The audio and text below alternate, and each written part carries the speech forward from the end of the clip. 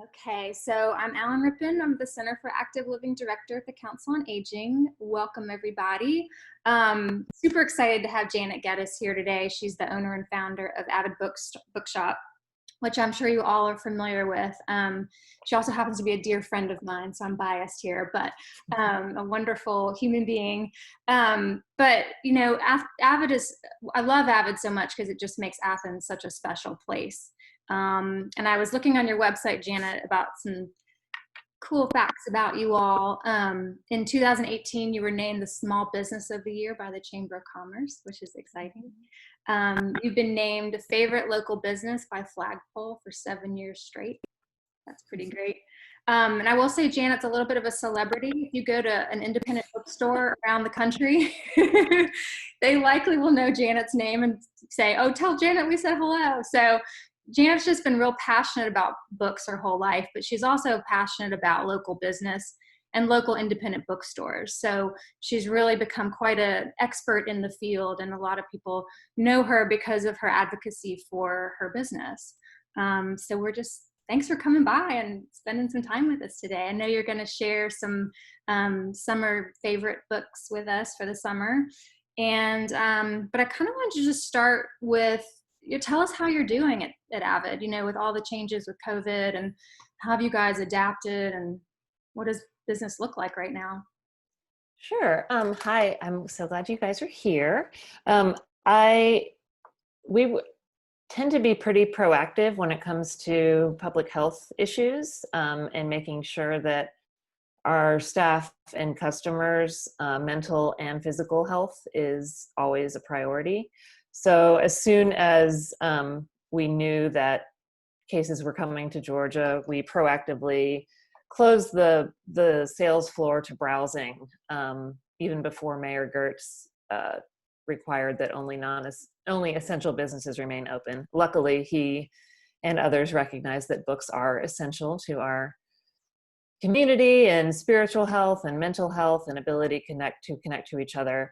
But we have not had customers in the store since March 15th, which is very heartbreaking and frustrating, because the whole reason I think that a lot of people like me who want to start a community-focused business like this is to see other human beings face to face and have genuine interactions with them and be able to hand them books and talk to them and connect and recognize them.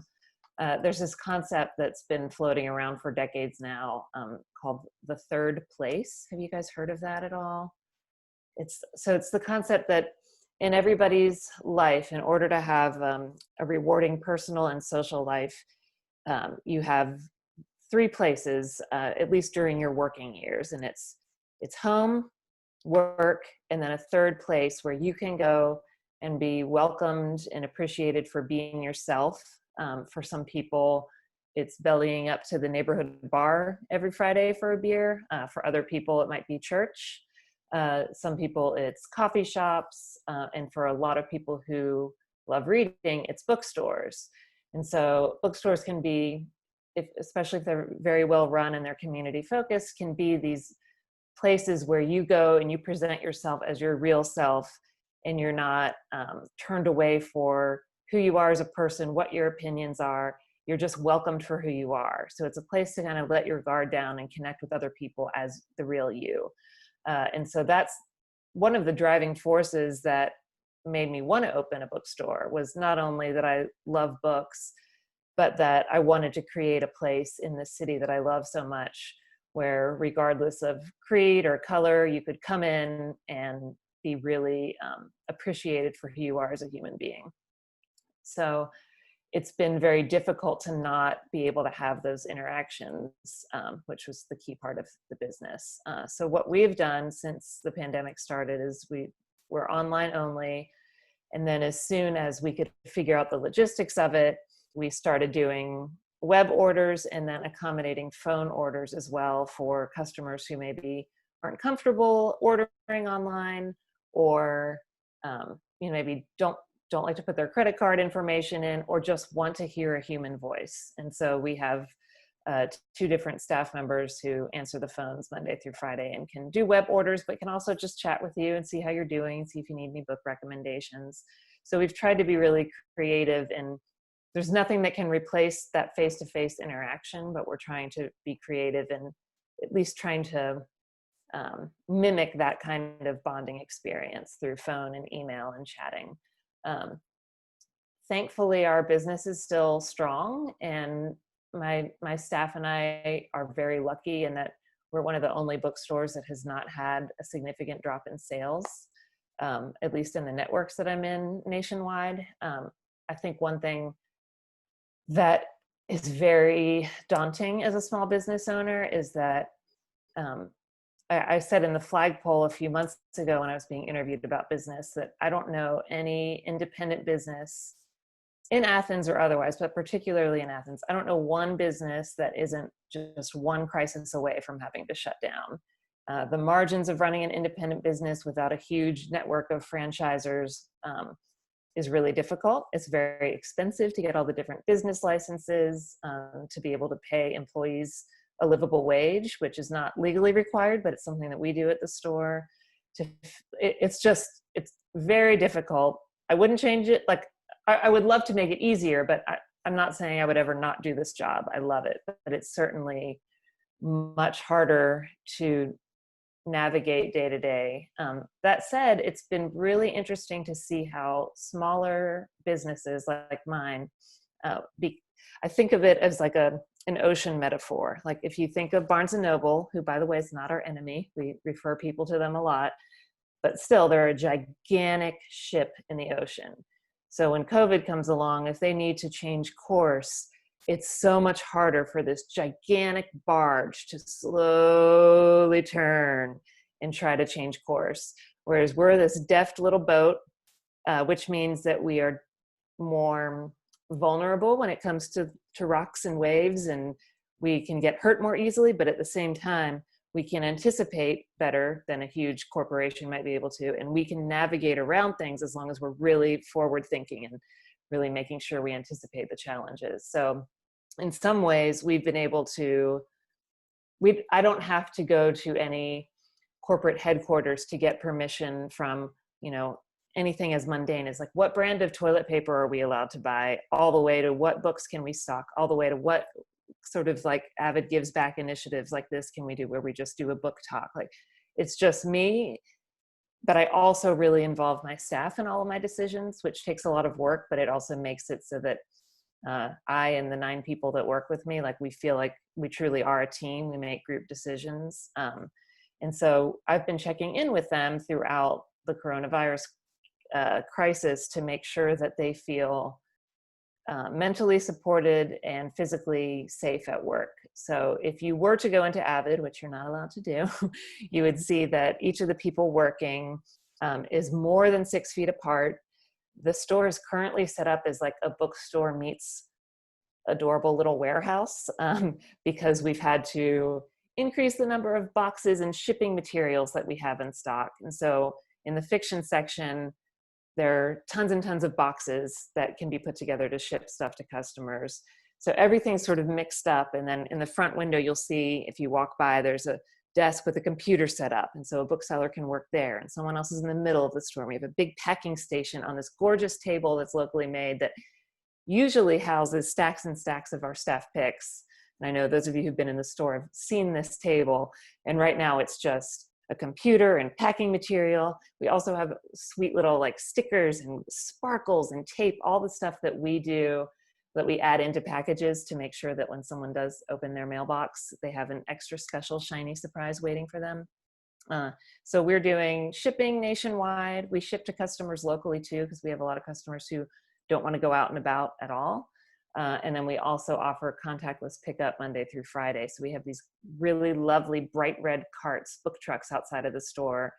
And as soon as we notify you that your book is ready, you can go up to the book cart and you'll see the staff inside behind the glass, and we wave, hi, and you pick up your book and go. And so we're trying to adapt, but I think one key takeaway for me is that I feel you all, like Athens and beyond, doing what we call like voting with your dollars. So when you think about having $100 in your wallet, if you have, say, a big stack of ones, so you have 100 $1 bills, And every single time you spend one of those dollars, that's casting a vote for the kind of places you want to support, the kind of needs that you need to have met. So I know for me personally, like a big chunk goes to healthcare, a big chunk goes to my rent, some goes to savings. But when I have what's left, when I have that income left over that I can use to buy myself whatever I want, I 99% of the time try to funnel that to a local business.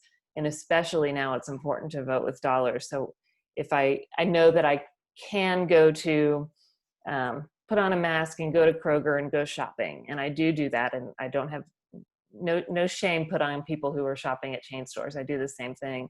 But if I do have $5 and I have the option of going to Kroger, or I can go to the Daily Co-op, which is a locally owned grocery store, cooperatively owned on Prince Avenue, I'll use that money to go to Daily. And sometimes it costs a little bit more, but I also try to keep in mind that anytime I'm saving money, or if I'm not spending enough on something, like I can tell that I'm paying less than the value of a product, someone else is paying that cost. So it's either maybe a company is issuing certain environmental duties that they have, and so this purchase is fueling a company that doesn't support the environment, or maybe they don't treat their employees well. So I can always just assure people that when you do buy books or gifts from us, like, I promise you, like, my staff is fairly paid.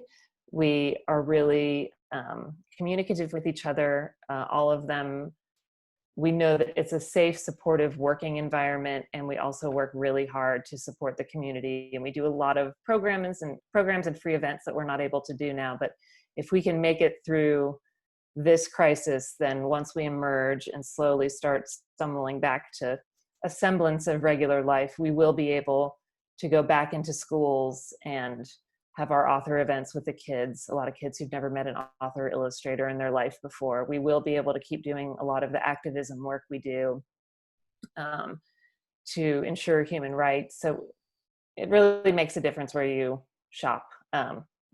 And it's also really fun for me to be able to, once we're out and about again, to be able to run into you guys and be able to say, oh my gosh, I recognize you from the Zoom call we did. How you doing? Like, just to check in. And I think especially as right now, everybody is so isolated.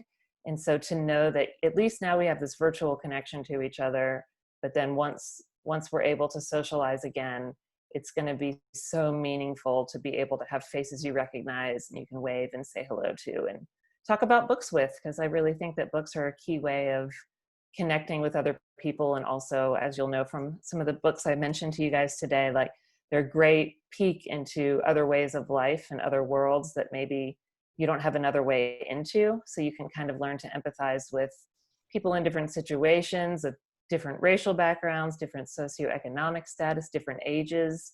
And so I think books just really foster a sense of empathy and connection that no other kind of medium can really do as well.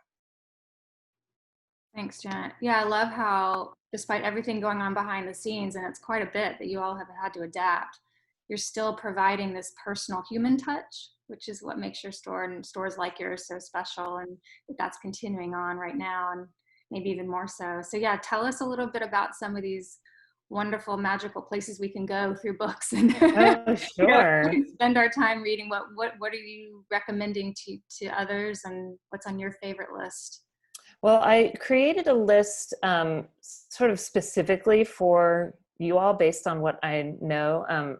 Some of you guys might know my dad, Duke Geddis, who's a regular at ACCA. So I feel like I know a lot about it. And also, as Alan mentioned, she and I are good friends. And also Avid has been working with ACCA, for maybe 6 or 7 years now. You are one of the community partners we have. So when we do fundraisers or volunteer drives, that kind of thing, we have a small number of local organizations. We help everybody who asks for help in any way we can, but there are a few that are just near and dear to our heart. So you guys in Project Safe and Nucci Space and a handful of others are kind of the ones we gravitate back toward, to Athens Area Homeless Shelter as well, where my sister works. So they're just organizations that we feel like our mission as a business really ties into, and ACCA is one of those organizations. So after the call, probably not today, but sometime this week or next, or whenever we get around to it, because time has little meaning these days. Alan is going to do me a favor and forward y'all the list of the books that I'm going to mention today. So no need to take notes or hit yourself over the head to try to remember what I described, because you will get that list. So first of all, I wanted to ask, just by show of hands, how many of you have read in the last 10 years or so, have you read a graphic novel or a comic book or any sort of illustrated book? Oh, good. My hunch was right. So one of my challenges I give to a lot of adult readers is to try a graphic novel. A graphic novel, even though novel connotes fiction, it's not always fiction, but that's the title for an illustrated book. And sometimes graphic novels have a lot of text, and sometimes they only have illustrations. But we all know now that the Honorable John Lewis died on Friday. And for me, he was one of my personal heroes. And if you ever see me in the shop, I would love to wax poetic about, I got to meet him several times, but I have a really great story about hanging out with him in his office in DC and how amazing of a listener he was. So he was just this powerful, amazing, soft-spoken figure. And he and his co-writers and creators, Nate Powell and Andrew Aiden, won the National Book Award for Young People's Literature a few years ago for the March book series. So it's a 3-book series, March book 1, book 2, and book 3. And it's nonfiction. So it's still called a graphic novel, but it's nonfiction. And it is the story of John Lewis, his life. It starts, you can see images of him preaching to the chickens in his yard. And the first book, the story is presented chronologically, but you see the whole journey from his personal life, how he gets involved with human rights and education and nonviolence as an attempt to try to secure equal rights and voting rights, and goes all the way through. There's, the harrowing scene of him on the Pettus Bridge, but you go through, and it's a way to really understand in a new way the journey that he took throughout his life, and also kind of what you can do to further that mission that he had. And it's also like another book I'm going to mention in a second, for those of you who might have younger people in your lives, kids or grandkids, or maybe just friends you have that are younger. Graphic novels are a really great way to connect with them, because even though you want to be careful, the content's not going to traumatize a kid too little. So I would say this is probably for 10 and up. But it allows you to open up a conversation about history. And especially, I know when I was much younger, it was really hard to imagine that there was any world that existed before I existed. And so it's a kind of good way to lay the groundwork with people who are a little younger in your life. So those books are phenomenal. His memoir is phenomenal too. And just as a side note, Long in Production is a biography of him that is coming out by John Meacham, who's a multiple award-winning nonfiction author. And I believe John Lewis wrote the introduction to it, or the epilogue. But that's set to come out in October. But occasionally when somebody dies, they will push forward the book's release. But we'll definitely have that one for you guys. And the library will eventually have that too. So related to the idea of like connecting with other generations through reading, there is a book by Gail Caldwell called Bright Precious Soul. Gail Caldwell, I first read her writing when she wrote a book about friendship with her best female friend, and that book is called Let's Take the Long Way Home. And it's just about middle-aged friendship and the connections you make to people. Bright Precious Soul is this, I get chills thinking about it's just a sweet, funny story. It's nonfiction, but it's about Gail having this unlikely friendship with a little girl who lives next door. And the two of them, even though Gail, I believe, is in her 60s or early 70s, and the girl is under 10 years old, the two of them become best friends and just hang out. And it's this lovely portrait of this intergenerational bonding. And I think one thing that I know that a lot of my customers recognize is that intergenerational friendship can be so rewarding for all the people involved. And there are ways that I think older adults and young kids understand each other in a way that all of us who are in those ages in between might not get in a way. And that's one thing I often tell people, that one of my favorite things about being in the store is being able to connect people who are in the store at the same time who ordinarily never would have met. And so there might be, like, I have a customer who's probably, I think she's in her 50s and her mom's in her 80s, and has a lot of memory issues and dementia. But I know that her mom loves dogs. And then one of my customers who's 9 years old, who collects books on dogs, came in one day. And I was like, oh my gosh, you two need to meet. And so the two of them just got the spark, and they went to Condor and had chocolate, like hot chocolate together. But just these people who have a bond, and it didn't matter that the woman in her 80s couldn't keep up with current events anymore, or really retain a lot of short-term memory, because in her heart she loved dogs and this little girl loved dogs, and the two of them just hit it off. And it was just great to see that spark. So I think about that a lot. And Bright Precious Soul, Bright Precious Thing is a really great testament to that kind of relationship, and it just made me really happy. And then finally, there are two novels that I really wanted to bring up with y'all. They're both fairly new, but also deal with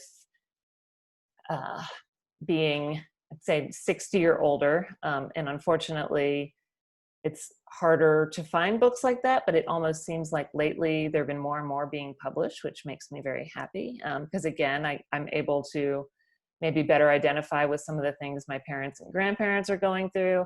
And then they also see themselves reflected in literature, which is a key part of being a human who loves to read. It's so affirming to see your different types of your story reflected.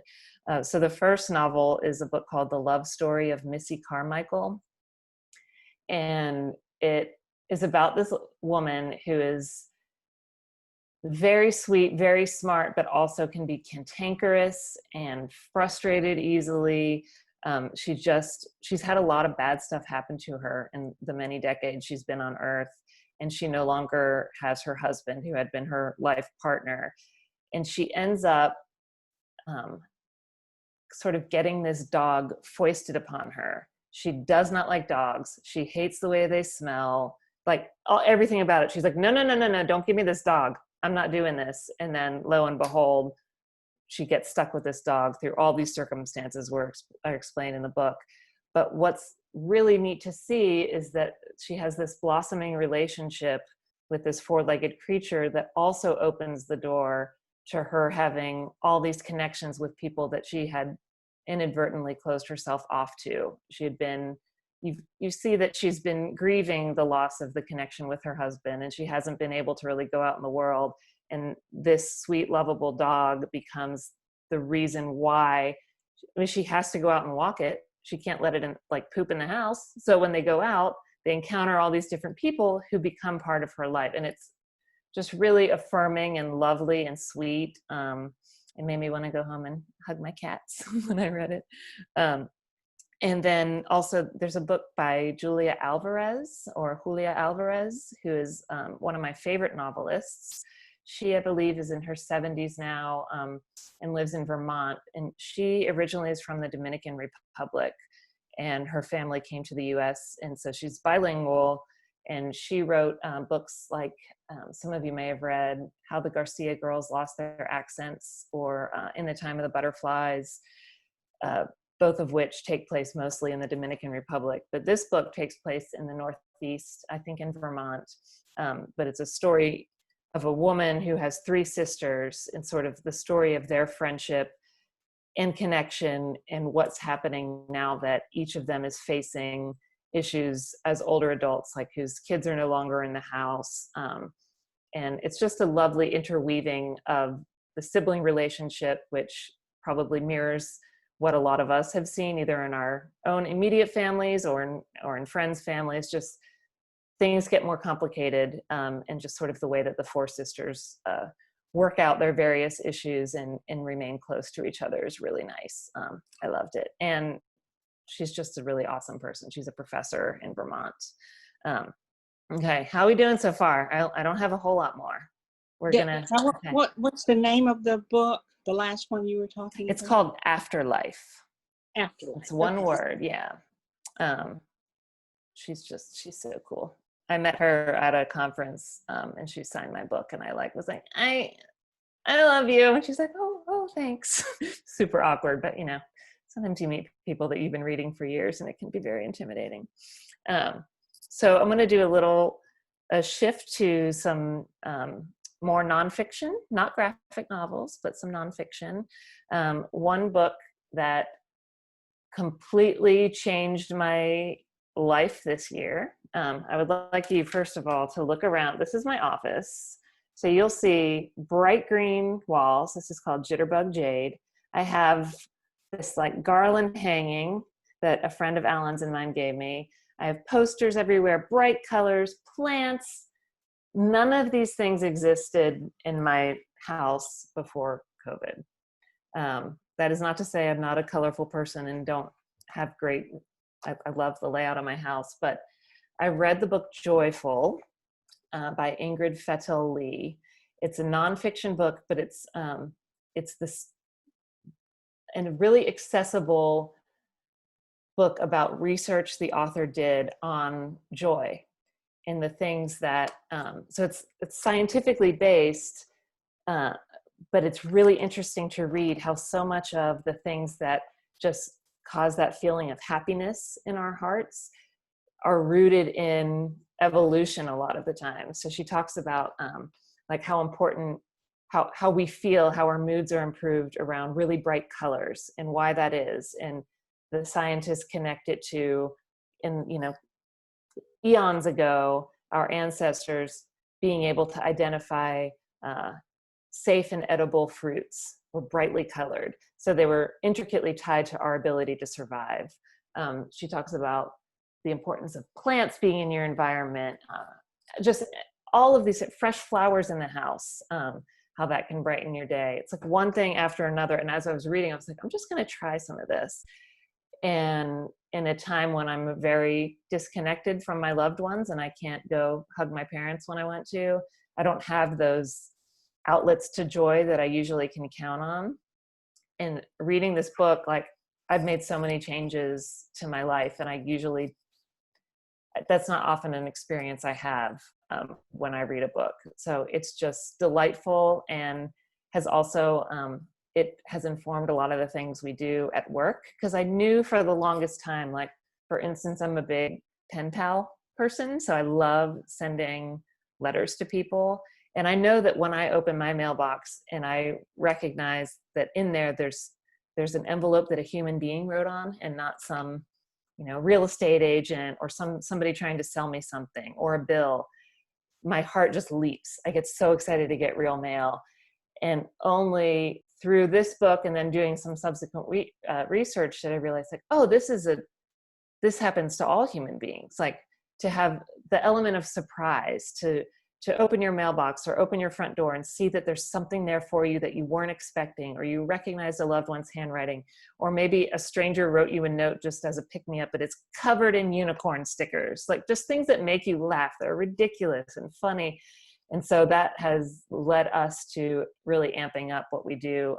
One of the things, we already had a subscriptions program at Avid where we mail a book to the subscriber once a month based completely on their taste. It's an individual book purchased for that person.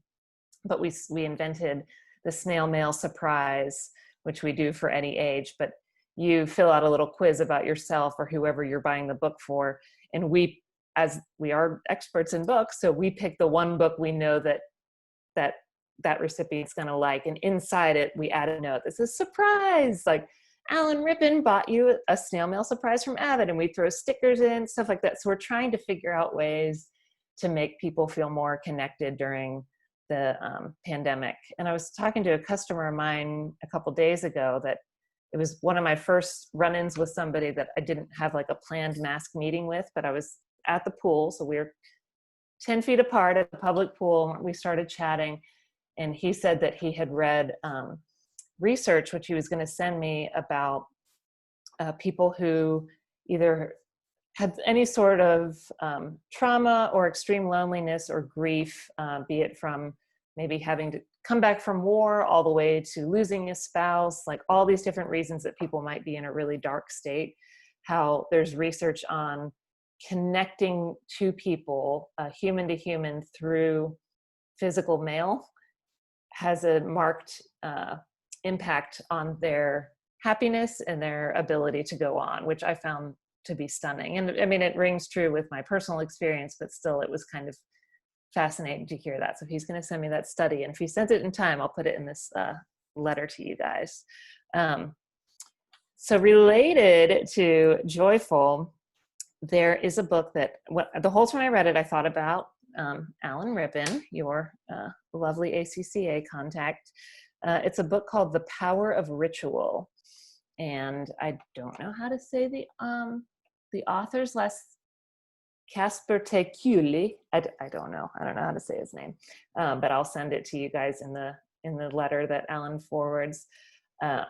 It's written by someone who is not at all traditionally religious, yet he's extremely respectful of anyone who does have prescribed religious beliefs, which I really appreciated. I don't really like the negative aspect of judging people for what they do or don't believe. So this book, while it's not rooted in religion, he talks about how even if you aren't religious, even if you don't believe in one God or many gods, you can still have a spiritual life and spiritual health. And so The Power of Ritual talks all about a lot of the things that are reflected in the book Joyful I just mentioned, like ways that you can connect more deeply to yourself and to others, how from a anecdotal standpoint, as well as a research and scientifically studied standpoint, people who are able to incorporate more ritual into their lives, whether it's like the way that, for me, it's when I wake up, I feed my cats, make my coffee, go into my room, get dressed, come back, have my coffee, and sit at this desk in this room with my little Avid mug. But just having that predictability each day, it sort of gives pattern to my day. But it's also just, it's a signal that I am taking care of the animals that live in my house that I love. I take care of them. I take care of me. I'm doing a little something. I don't need coffee to survive. However, it's a nice treat that makes me happy. It's warm, makes me feel loved. And it is signifying to myself that I am a priority. And so it's a really nice way to start the day. He also talks about getting together with groups of people, whether or not they're people that are your regular friends. That's cool, but it's also really interesting to maybe have a couple people that are maybe a couple degrees away from your social circle, and maybe meeting with them through book club, or just to challenge each other, or to just connect and kind of explore people whose lives are very different from yours. So The Power of Ritual is just lovely. A lot of the rituals he describes in the book can be something that we could transfer to like a platform like Zoom, or you can do on your own. And then a lot of them will have given me hope for what is possible once we emerge from our houses and can socialize again. But it just made me feel closer to myself and to other people. It was a lovely thing to read. And then my last one that I'll mention, and then we can do a little Q&A, and I'm happy to give book recommendations specifically if you have questions. I have two books. One, very briefly, I'll mention, is a book called The List of Things That Will Not Change. And it's by an author named Rebecca Stead, who has won the Newbery Medal, which is the award for outstanding book written for young people. One thing I love to do in the store when I can hand books to people is to recommend things that are maybe outside of a genre that you think that you want to read.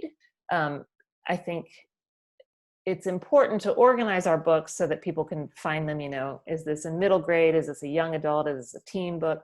But I think sometimes even I won't venture into certain sections because I think, well, that's not the kind of book I read.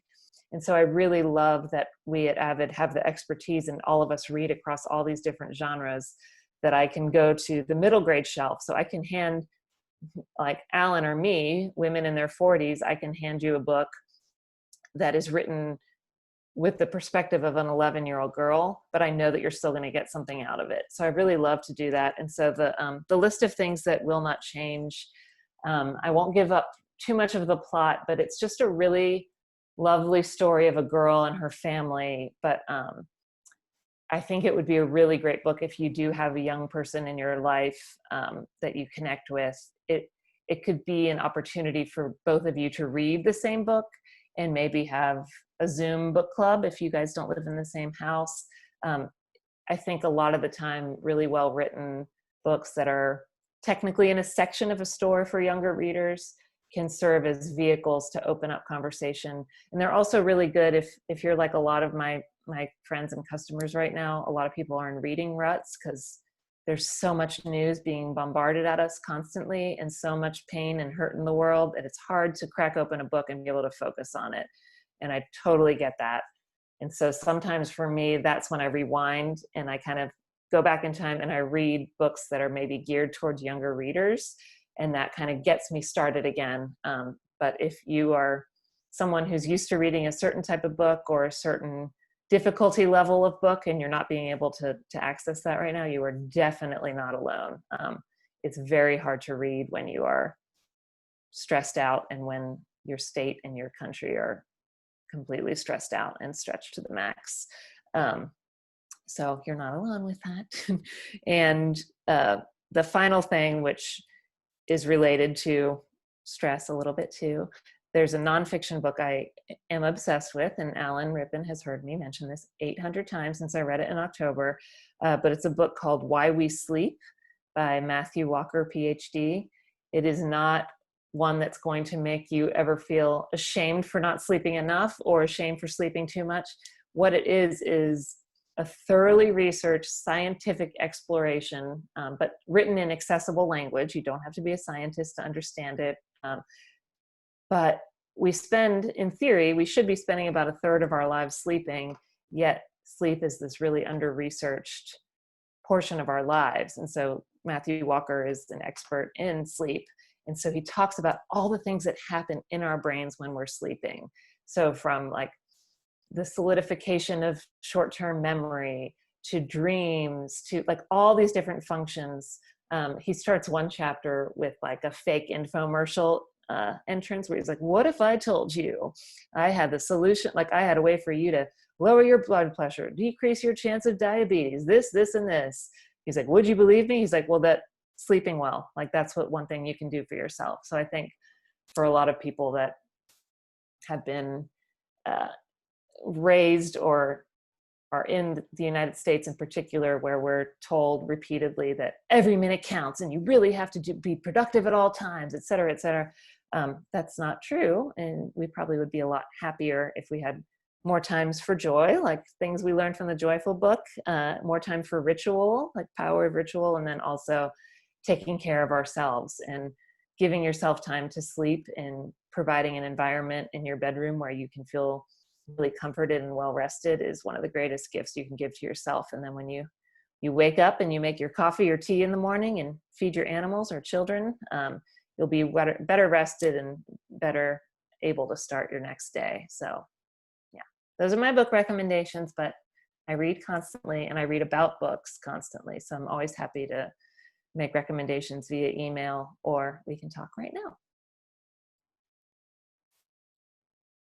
Does anybody have any questions about anything?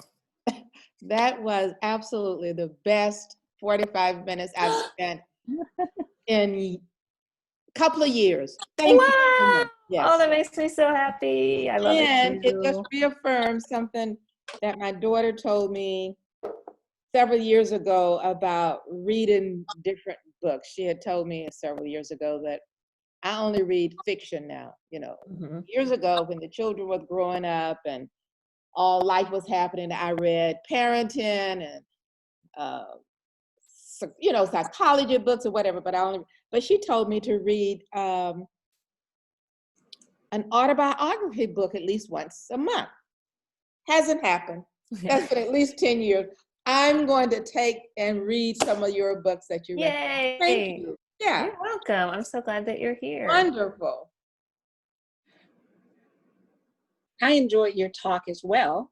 Thank And you. I'm an avid reader. I love to read all kinds of books, a variety and different genres and such. Are you all able to take like my favorite books from all the different genres and look at them and then determine what I really should be focusing on at this point, or Yeah, it's something that I would enjoy? 100%. So that's what we do in the shop normally. And that's what's hard. Like that, when I hear that, I'm like, oh God, I wish we were in the store right now and we could do this. But yeah, if you email me, I can also send, I'll make sure this is in the email that Alan sends out. We are creating a new thing, which I haven't told anybody about, but I'll tell you guys, because I know this video won't be out yet for a little bit. We're creating something called Avid Matchbook. And this is, for those of you who've been in the store, this mimics all the designs that we have on our signage above our sections. So one of my managers made this sign, but it's what we're doing via email to begin with, and also what we do for those snail mail surprises and subscriptions. Hint, hint, you might want to get like your loved ones to pitch in and get you a subscription, and then we'd be mailing you a book once a month.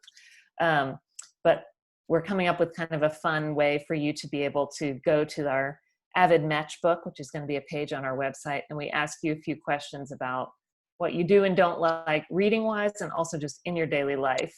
And it's silly and designed to make you smile, but also the end result will be that we send you a small list of books that you would be really interested in.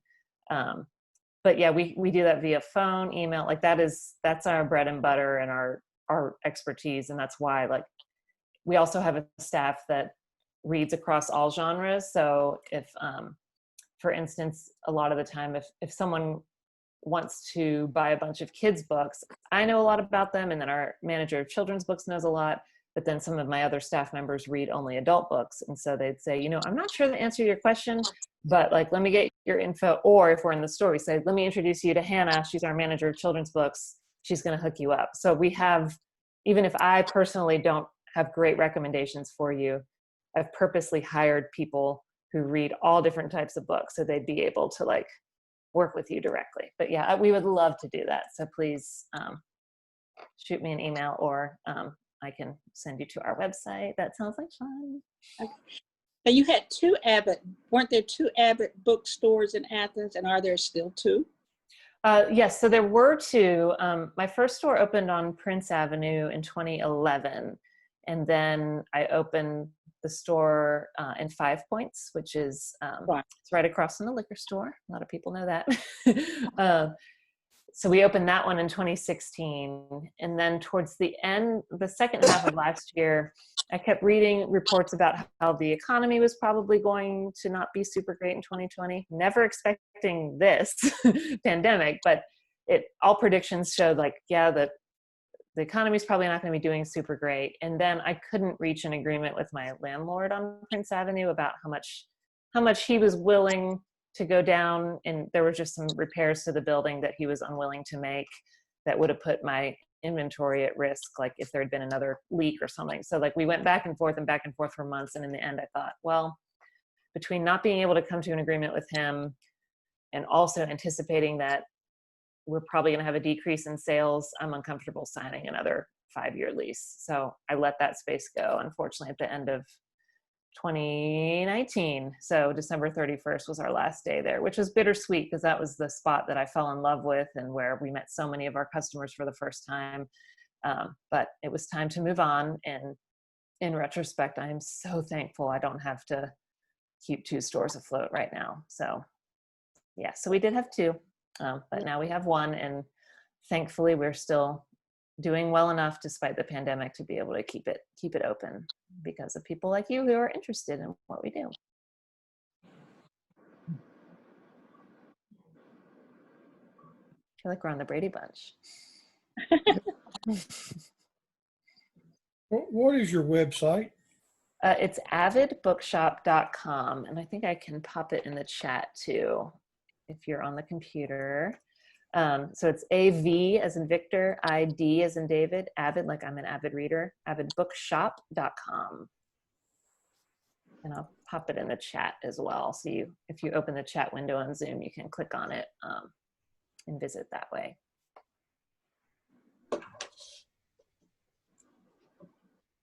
And for those, is there anybody on the call who prefers to talk to a human rather than order online? Am I the only one? Okay, I'm just going to say our number's on the website too, if you just want to call and chat about books instead of trying to navigate the site. Janet, you do such a nice job of communicating the value of books, obviously, but of booksellers like you, like independent bookstores. And I just keep coming back to this human touch that you provide and this real caring for individuals and caring about the stories that you're sharing, but creating an experience for people.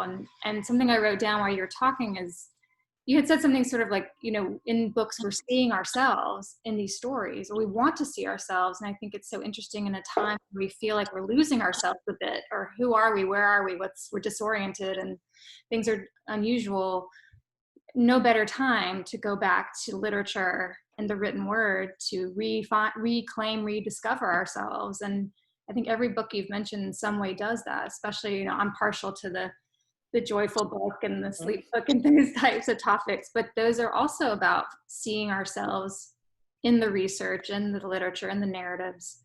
And that's so affirming at a time like this. So I always love your recommendations. They're great. Yeah, I feel the same.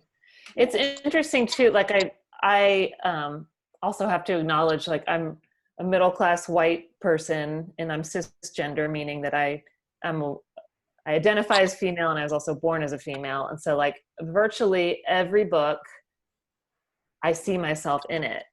And I didn't grow up reading, there weren't really books that out there when I was a kid that I had access to that kind of focused on maybe like people of color or people of different, like not in the middle class. You know, there are all these different ways that, first of all, people who traditionally haven't been reflected in books, it's one thing that we focus on. And once you're allowed to come and browse again, you'll see like we make a huge effort to make sure that there are people of color, people of different mental and physical abilities represented in our books, illustrated books and otherwise.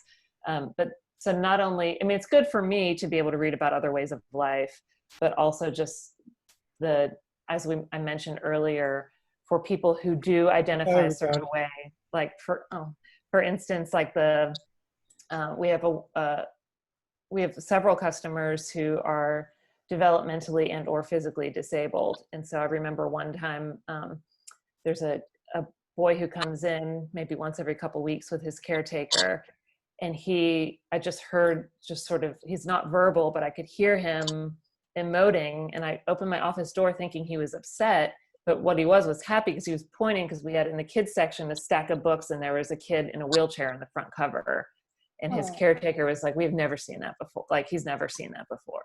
So just that sort of thing, like the books are now out there, which is wonderful. But then I think it's up to booksellers like me and then librarians. And thankfully we have an amazing library system here in Athens, like to be able to show like point blank, like this is something that we value. Like we value you regardless of what you look like, where you come from, what your background is, like your story really does matter. And so it's been really powerful to see how, people's lives can change, and also just to be validated like that is a really powerful experience for people. Absolutely. Anybody else have anything to add or sharing what you're reading right now? This is wonderful. I hope I can vary what I've been reading, because sometimes it just gets to be too much. Yeah. But this will help, and Good. I look forward to getting your list. I've tried to make some notes. I'll see what's available.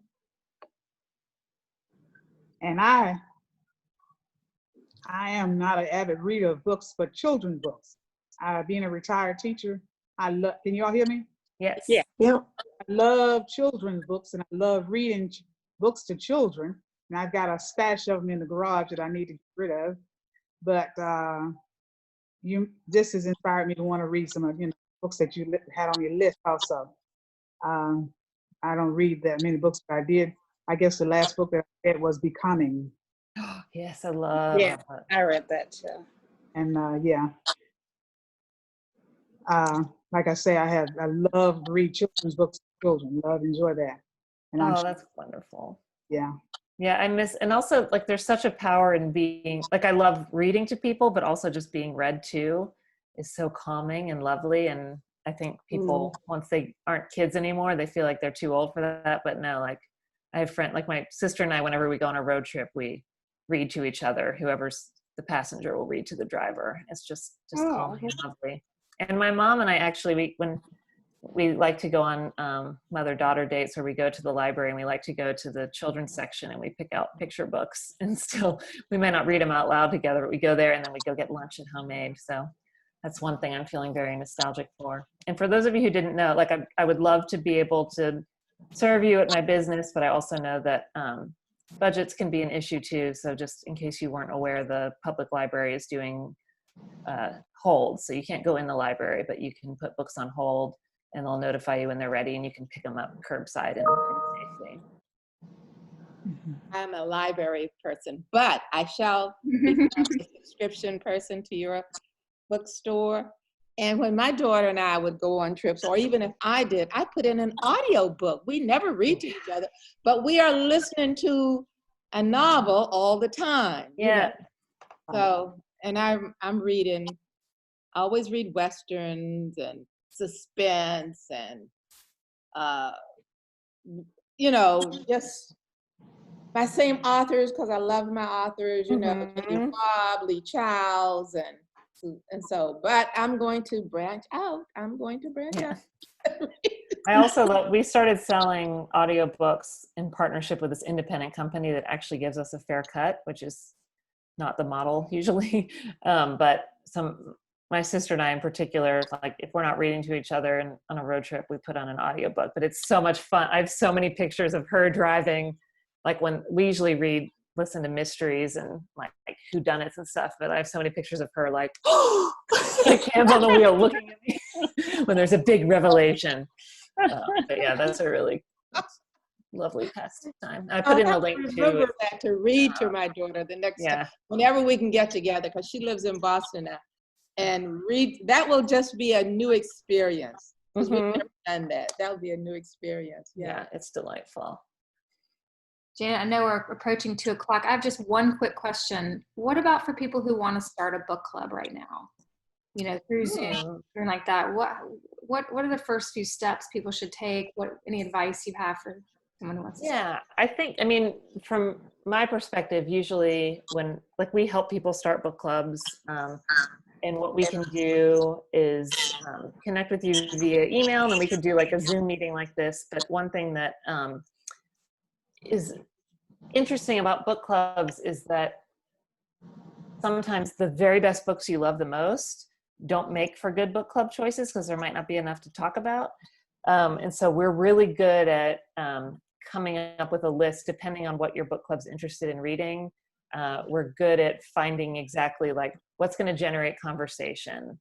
And like maybe Margie Ann's going to want to throttle the main character, but Nancy loves her, and like the two of them can kind of debate. So it's like it's a fun way to read. And so we're really good at also finding, if it is fiction, we like to recommend books that grapple with different aspects of human relationships, and sort of you can kind of get to know yourself better through conversation with your book club members. But I would say right now that using tools like this to connect to people is good. And we host a handful of book clubs, but I know they're not for everyone. And so if you want to start your own, if you just use the contact form on our website, one of us would be happy to kind of talk with you. And I mean, one of my dreams that has not come to fruition in the 9 years I've had the business is to like be able to do like a book club matching service where like we know a handful of people would be really good in a book club together. It just hasn't ever come to fruition, but anyway, if you reach out, I'd be happy to help. But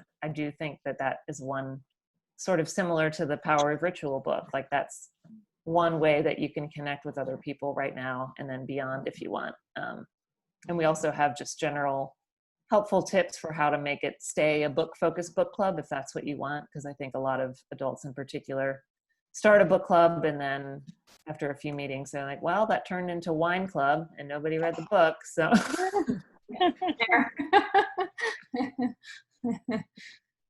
Oh, these are wonderful ideas. Thank you so much, Janet. you're welcome. This Got is a lot fun. out of this. Yeah, and just thanks for your time and thanks for being a great community partner for ACCA and helping make these COVID times a little easier, maybe somewhat more thought-provoking for us, and bringing some joy into our lives through books. So we really appreciate what you and your team do, and like you said, the librarians out there, all the folks that are remembering our relationship with stories and books are so important, especially now. So Thanks everyone, and you're welcome. This is so much fun. I really appreciate you guys hanging out. Thank you, Janet. I hope you can say hello to your dad for me. Oh, I will. His birthday's coming up in a few days. Yeah, I'm really missing everybody so much. I know. Yeah. thank you. It's been tough. Yeah. So I'm hoping maybe if I send him a video of this, he'll kind of see how Zoom works, and then maybe we'll be more apt to meet up with friends on Yes, Zoom. I've been trying to pull him in. I know. He's like, World. no, Michaela asked me. And I'm like, I don't know. I know Michaela wants you to join. He's like, I don't want to fool with it. But his birthday is on the 28th, and my mom bought him a laptop. So now he'll have good technology. He doesn't know yet. So I'm hoping maybe that way. Maybe I'm going to install Zoom on it. I have it here. I updated it for him. Okay. We'll do Sounds like a plan. tutorial if he needs it, whatever it takes. We would love to have him join. I'll put it on his computer now, so he has no choice but to explore it. That would be good. He'd appreciate that. You wouldn't, Yeah. then he wouldn't have to figure it out. So put- Exactly. Yes. That's the goal. Just turn it on and be able to use it. Yes. It's easy Yeah. for him. Right, it's pretty easy once you get Yeah. Thanks for scheming with me. All right, everybody. Thanks, Janet. This was great. Appreciate it. It was, I like it. Thanks, Thank you. y'all. See you. Like Friday, Janet. Ally. Thank you. You're welcome. Look forward to seeing you. You Yeah. too. Yeah, nice I to got see one- everybody. Oh yeah, Vivian, I hear you now. When you send us a list of the books, would you have like maybe 1 or 2 sentence synopsis of the book? What you said. It depends on how we format it, but they'll have a link to each book, like each title of the book you'll click on, and then it'll go to our website where it'll describe the book. Oh, okay, good. Does that work? That'll work. Yeah. You don't need to rely on any memory here. It'll just be there for you. Yeah. I like to read the one about the dog and the lady that Oh my got, God. I don't remember the name of it. Yeah. Yeah, the love story of Missy Carmichael. It's so sweet. I love that book. I wish I could read it for the first time again. Love it. Can't wait. Okay. Thanks y'all so much. Thank you. Thank you. Thank you. I'll see Thank soon. you. Bye.